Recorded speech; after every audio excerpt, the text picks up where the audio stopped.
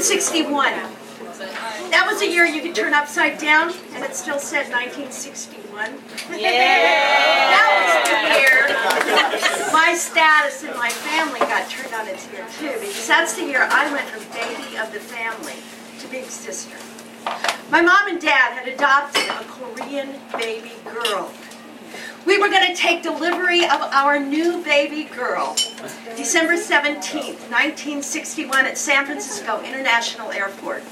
She and about 40 other little kids were coming over at the same time to join their families in the United States. How about that? I was getting a baby sister for Christmas. I was really excited, but I was also kind of scared because I'd gotten babies for Christmas before, and it never turned out well.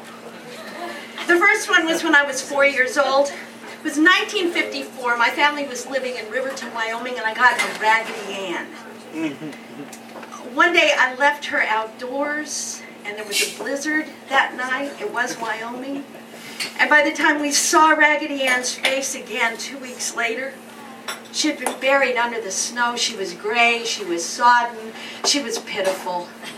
My mom washed her, hung her on the line to dry, but it was never the same between me and Raggedy Ann.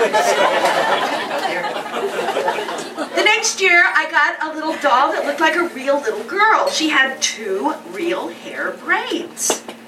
Well, it was a temptation you just can't refuse, right? You gotta give her a haircut, and it was disastrous. And she looked so ugly after the haircut I gave her that I just kind of let her slip to the bottom of my toy box. And that's pretty much where she stayed. And last was in the 2nd grade, I got a Betsy Wetsy.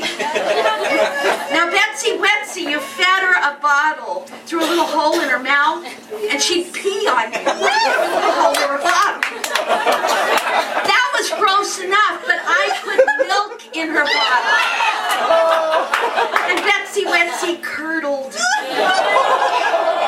So here I was, 11 years old, on the verge of becoming a big sister, and I had blown every opportunity I'd ever had to take care of a baby.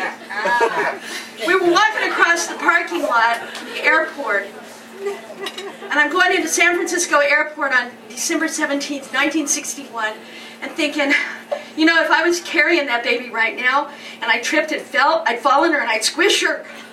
What if I turned my back on her stroller and she rolled into traffic? I'm not fit to be a big sister. We went into this waiting room, this large lounge, and it was standing room only. I was the only kid in there.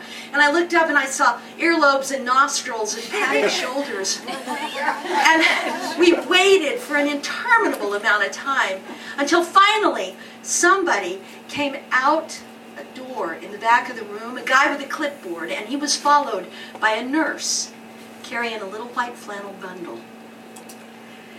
The guy with the clipboard read the tag on the bundle, and then he read something on his clipboard, and he called out somebody's name, and a woman behind me said, "Oh, that's us!" And she and her husband went up to receive that little bundle.